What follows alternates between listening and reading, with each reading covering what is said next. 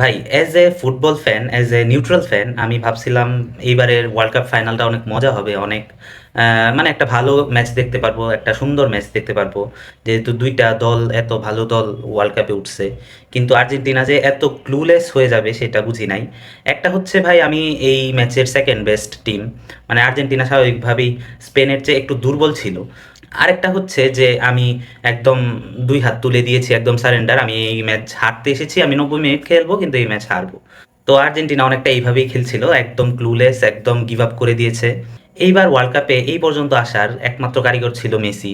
কালকে মেসিকে আটকে রাখার কারণে আর্জেন্টিনার খেলাটা বেরি করতে পারে নাই। আপনি একটা জিনিস চিন্তা করেন, মেসির পরে যে হায়েস্ট গোল করলো ওই লাউতারো মার্টিনেস, সে উঠতেই পারলো না। একটা সময় লিওনেল স্কালোনিও ভয় পাচ্ছে ভাই। লিওনেল স্কালোনি যে এতদিন ধরে এত টিমগুলোকে ভয় পাইয়ে আসছে, সুইজারল্যান্ড, ইজিপ্ট, ইংল্যান্ড, তারা সিট ব্যাক করে তারা লো ব্লকে খেলতে বাধ্য করছে অন্য টিমকে, তাদের নিজেদের হাফে, তাদের নিজেদের ডিবক্সে খেলতে বাধ্য করছে। সেই লিওনেল স্কালোনিও ভয়ে ওই লাস্টের দিকে দেখবেন আপনি ওই আলভারেজকে সাবস্টিটিউট করে সেনেসিকে নামানো হয়েছে। সেনেসিকে নামানোর কারণ আরও ডিফেন্সিভলি যাওয়া, তারা চাইছিল কোনোভাবে খেলাটা টাইব্রেকারে নিয়ে যাওয়ার, কারণ ম্যাচে একমাত্র করছিল, একমাত্র ভালো করছিল ওই এমিলিয়ানো মার্টিনেজ, না হলে ম্যাচটা আরও আগেই সিল করতো ওই স্পেন। আর্জেন্টিনা একদম ক্লুলেস ছিল। আর্জেন্টিনা মানে দু একবার বল পাচ্ছিল, ভুল পাস দিচ্ছিল। এনজো ফার্নান্দেসের কাছে আসলে এই যে এমন মেজাজ হারানো, এমন সময়ে আইসা দেখছেন আপনার টিম একেতে বল পাচ্ছে না, এই আপনি এমন না যে ডিরেক্ট একটা রেড কার্ড পাইছেন, আপনি দুইটা ইয়েলো কার্ড পাওয়ার জন্য একটা রেড কার্ড পাইছেন। রেফারি প্রথমেই ফাউল করার জন্য ইয়েলো কার্ড দেয় নাই, আপনি যখন একটা বাজেভাবে রিয়াকশন করছেন রেফারির উপর, তখন রেফারি বাধ্য হয়েছে ইয়েলো কার্ড দিতে।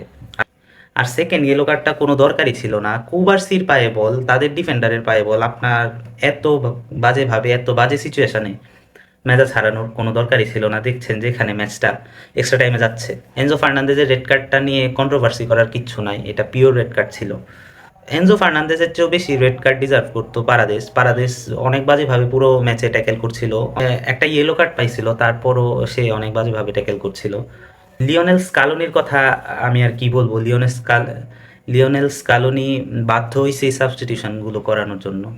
লিওনেল স্কালোনি এছাড়া আর কী বা করবে? কিন্তু আমার মনে হয় তাদের ওই ডিফেন্সিভলি না গিয়ে আরেকটু অফেন্সিভ, আরেকটু বল কন্ট্রোল, তাদের ওই নিকোপাসকে সুযোগ দেওয়া দরকার ছিল, থিয়াগো আলমাদাকে সুযোগ দেওয়ার দরকার ছিল। আর্জেন্টিনা রাইট সাইড দিয়ে কোনো অ্যাটাক করতে পারছিল না, রাইট সাইড ব্লক করে রাখছিল।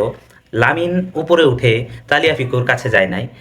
লামিন একটু নিচে ছিল যাতে তালিয়াফিকো বলটা নিয়ে এগোতে পারে, কারণ তালিয়াফিকো খেলে লেফট সাইডে আর মেসি থাকে রাইট সাইডে। রাইট সাইড থেকে যেন কোনো চান্স বা কোনো অ্যাটাক না হয়, সেই জন্য এই ট্যাকটিক্স, যাতে তালিয়াফিকো বলটা নিয়ে উঠে লেফট সাইড দিয়ে উঠবে, মেসি থাকে রাইট সাইডে।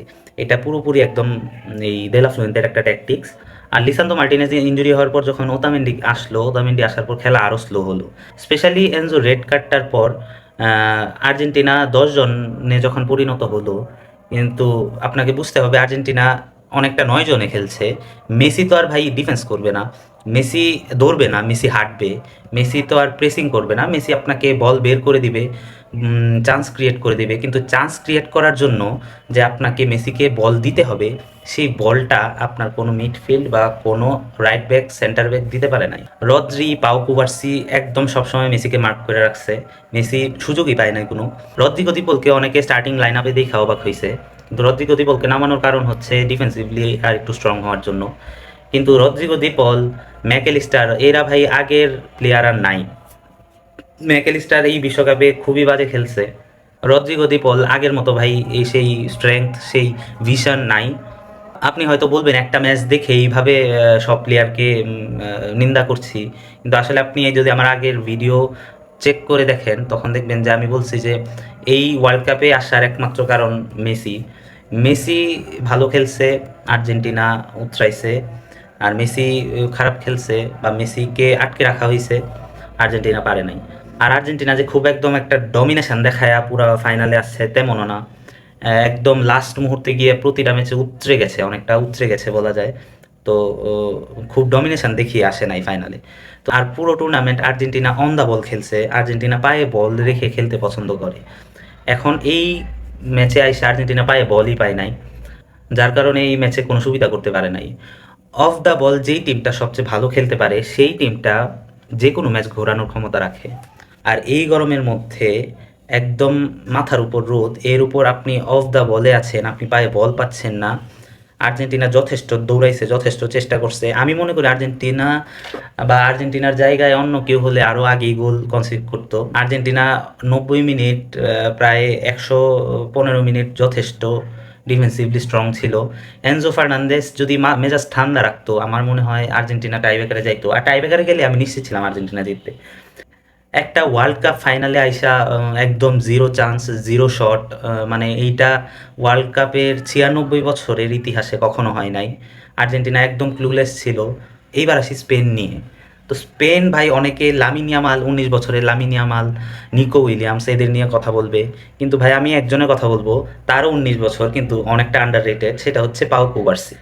পাও কুবার্সি এই যে young player of the tournament পাইলো, সে পুরা টুর্নামেন্ট ভাই সে এত স্ট্রং ছিল। তার অপোনেন্টে Mbappe, Cristiano Ronaldo, Messi, Olise, Kevin De Bruyne, Lukaku, কিন্তু সে স্ট্রং ছিল ভাই। 19 বছর বয়স, একটা পুরো টুর্নামেন্টে এত একটা স্ট্রং পারফরমেন্স দেখাইছে। মানে pure talent, pure centre back, মানে ওয়ার্ল্ড কাপের বেস্ট প্লেয়ার ছিল সে, যদি ডিফেন্সিভলি চিন্তা করি। পুরা টুর্নামেন্টে স্পেন একটা গোল খাইছে ভাই। আমি তো বলি ভাই, কেপ ভার্দে এতদিন কই ছিল? কেপ ভার্দে একমাত্র টিম যারা স্পেনের বিপক্ষে ড্র করছে, স্পেনের বিপক্ষে গোল খায় নাই।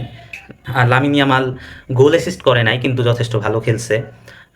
প্রতিটা অ্যাটাকে, প্রতিটা অফেন্সিভ অ্যাকশানে তার কন্ট্রিবিউশন ছিল। আর রদ্রি আর ফেবিয়ান রুইস পুরা গেমটা কন্ট্রোল করছে।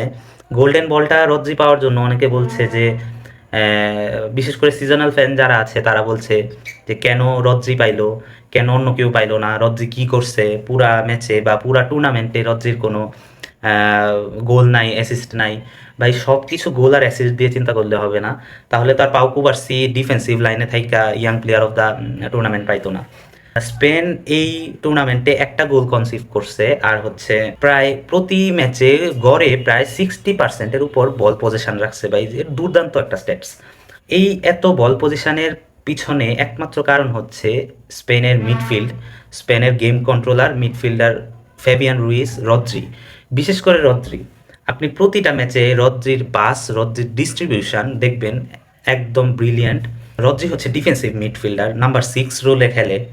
তার বল ডিস্ট্রিবিউশন প্রতিটা ম্যাচে বা প্রতিটা সিচুয়েশনে তার মাথা ঠান্ডা রাখার যে একটা বিষয়, যার কারণে তারা প্রতিটা ম্যাচে এইভাবে বল কন্ট্রোল করতে পারে। কালকে যতবারই বল মানে জটলা পাকাচ্ছিল, মাঝ মাঠে যখন জটলা পাকাচ্ছিল, বল ঘুরে শেষমেশ স্পেনের পায়ে। এইটার একমাত্র কারণ হচ্ছে ভাই রদ্রির মানে একদম বেস্ট পজিশনে থাকা, সুন্দর পজিশনে থাকা, যেখানে সে বল ডিস্ট্রিবিউট করতে পারবে। রদ্রি ভাই পুরা ম্যাচের মধ্যে 106টা পাস দিচ্ছে, এর মধ্যে 101টা অ্যাকুরেসি ছিল, প্রায় 96-97% পাসিং অ্যাকুরেসি। এটা ভাই শুধু কালকের ম্যাচের কথা বলছি, প্রতি ম্যাচেই রদ্রি এমন করছে। তো রদ্রি পুরা গেমটা কন্ট্রোল করে, যার কারণে স্পেন এত পায়ে বল রাখতে পারে, স্পেন ডিফেন্সিভলি এত স্ট্রং থাকে, স্পেন অফেন্সিভলি এত চান্স ক্রিয়েট করতে পারে। তাই রদ্রি এই গোল্ডেন বল পাইছে। তো স্পেন ডিজার্ভিংলি উইন হয়েছে। স্পেন পুরো পুরো ম্যাচে ডোমিনেশন দেখাইছে, পুরো স্প্যানিশ টিকি টাকা, একদম পিওর স্প্যানিশ টিকি টাকা। 2010 সালের পর স্পেন আবার চ্যাম্পিয়ন, ওয়ার্ল্ডের চ্যাম্পিয়ন। আর তারা ভাই যেই টুর্নামেন্ট বা যেই ওয়ার্ল্ড কাপে চ্যাম্পিয়ন হয়, তারা একদম ডিজার্ভিংলি ডোমিনেশন দেখায় চ্যাম্পিয়ন হয়। 2010 সালেও সেই সাবি, ইনিয়েস্তা, বুস্কেটসের মিডফিল্ড কেউ দাঁড়াতেই পারে নাই, তাদের পাসিং, তাদের টিকি টাকার মাঝখানে।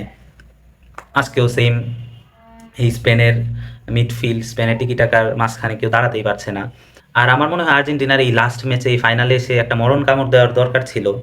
অন্য ম্যাচগুলোতে অন্য টিমরা বাধ্য করে আর্জেন্টিনাকে উপরে উঠে খেলার জন্য, এই ম্যাচে উল্টোটাই হয়েছে, আর্জেন্টিনা বাধ্য হয়েছে নিচে নেমে খেলার জন্য। আমার মনে হয় আর্জেন্টিনার একটা মরণ কামড় দেওয়ার দরকার ছিল, যেটা আমি ভাবছিলাম আসবে হয়তো 70 মিনিট পর বা 80 মিনিট পর আর্জেন্টিনার একটা খেলা খেলবে, বা আর্জেন্টিনার একটা অফেন্সিভ শো আমরা দেখতে পারবো। কিন্তু আর্জেন্টিনা পুরো ম্যাচে কিছু করতে পারে নাই, লাস্টের দিকে এসেও কিছু করতে পারে নাই। ডিফেন্সিভলি এছাড়া আর কী বা করতে পারে? এই আলভারেজকে সাবস্টিটিউশন করিয়ে যখন সেনেসিকে নামানো হলো, তখন ডিফেন্সিভলি তারা খুব যে স্ট্রং হয়ে গেছিল এমনও না। তাদের বল কিন্তু এই তাদের সেন্টার ব্যাক বা ডিফেন্ডাররা ক্লিয়ার করছিল না, বল মার্টিনেজের কাছেই যাচ্ছিল। তো এতে বোঝা যায় যে সেন্টার ব্যাকরা ক্লিয়ার করতে পারছে না, বা সেন্টার ব্যাকরা বা ডিফেন্ডাররা ডিফেন্সিভলি কোনো সাহায্য করতে পারছে না। বল ঠেকাচ্ছিল এমিলিয়ানো মার্টিনেজ। আর্জেন্টিনা একটা স্ট্র্যাটেজি নিয়ে আজকে খেলতে নামছিল, হয় মেসি না হলে আল্লাহ বর্ষা। কারণ একটা সময় দেখবেন মলিনা ক্রস করতে পারে, রাইট সাইড থেকে মলিনা একদম ইজি ক্রস করতে পারে। মলিনা ওই ক্রস না করে ওইটা ব্যাক পাস দিছে মেসির কাছে, যেন মেসি একটা কিছু করে দেখায়। তো পুরো আর্জেন্টিনা মেসি নির্ভর ছিল। আর্জেন্টিনা হারছে, একটা টিমের কাছে হারছে, যারা যারা একটা টিম হিসেবে খেলছে। কংগ্রাচুলেশন স্পেন, 2026 ওয়ার্ল্ড কাপের চ্যাম্পিয়ন। আর আর্জেন্টিনার জন্য শুভকামনা।